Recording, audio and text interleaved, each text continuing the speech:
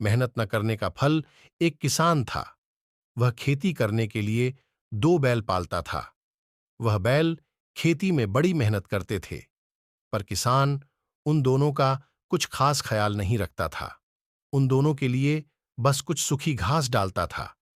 बहुत दिन ऐसे ही बिताने के बाद एक बैल दूसरे से बोला, हम इतनी मेहनत करते हैं और किसान हमें खाने के लिए सिर्फ कुछ सूखी घास और रहने के लिए यह गंदी सी जगह का ही इंतजाम कर पाया है। मैं तो इस फिजूल की मेहनत से परेशान हो गया हूं। हम दोनों से अच्छा तो उस किसान के सूअर है जो बिना कुछ किए दिन रात बहुत दिनों से अच्छा खवाना खा रहे हैं। किसान उनका कितना ख्याल रखता है। ये बात सुनकर दूसरे बैल ने उसे कुछ दिन और रुकने के लिए कहता है। एक दिन किसान घर जल्दी आ जाता है। उसके साथ कुछ मेहमान भी होते हैं। दरअसल किसान उनको अपनी बेटी के लिए रिश्ता तय करने के लिए घर बुलाता है। रसोई घर में महिलाएं जोरों से काम की तैयारी कर रही होती है। कुछ ही देर में किसान बाहर आता है और सूअरों को मुक्त करके उनका गला काट देता है। यह सारी घटना देखकर बोधिसत्व बैल पहले से कहता है, मैंने तुम्हें इसी दिन के लिए रुकने को कहा था।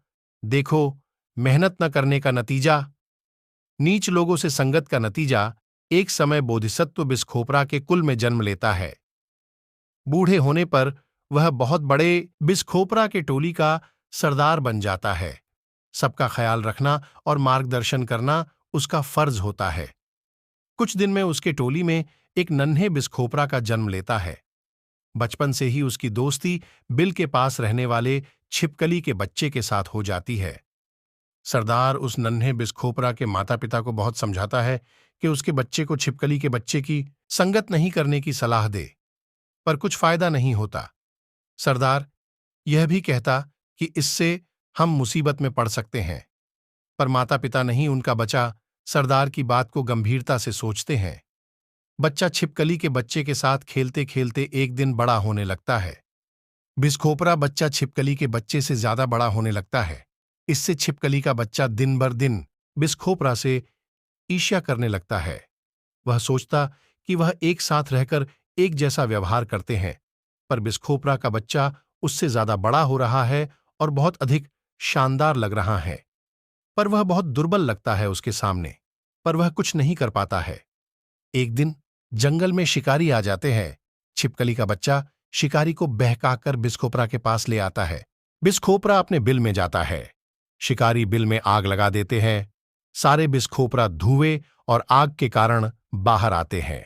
शिकारी एक एक करके बहुत सारे बिस्खोपरा को मार देता है।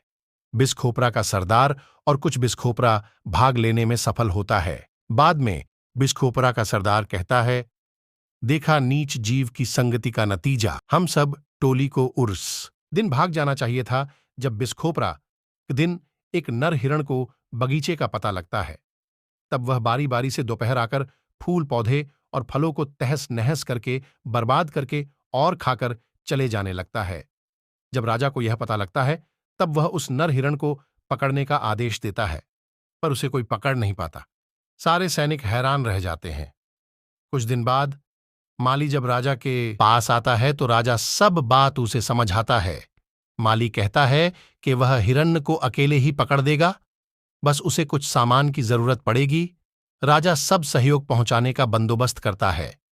कुछ दिन बाद राजा काम काज निपटा कर जब वापस शाम को बगीचे में देखता है कि माली ने हिरण को रस्सी से बांध दिया है, तब राजा कहता है, तुमने अकेले ने यह काम कैसे किया? तब माली कहता है, वह हर रोज घास पर शहद फैला दिया करता था। इससे उस हिरण को इतनी चटक पड़ गई कि हिरण रोज घास खाने आने लगा। जब वह उसे पकड़ने गया तो हिरण भागा भी नहीं, क्योंकि उसे वह शहद से युक्त घास इतनी प्रिय है कि उसने अपनी जान की परवाह भी नहीं की। मोक्ष एक बार भगवान बुद्ध एक गांव में ठहरे हुए थे।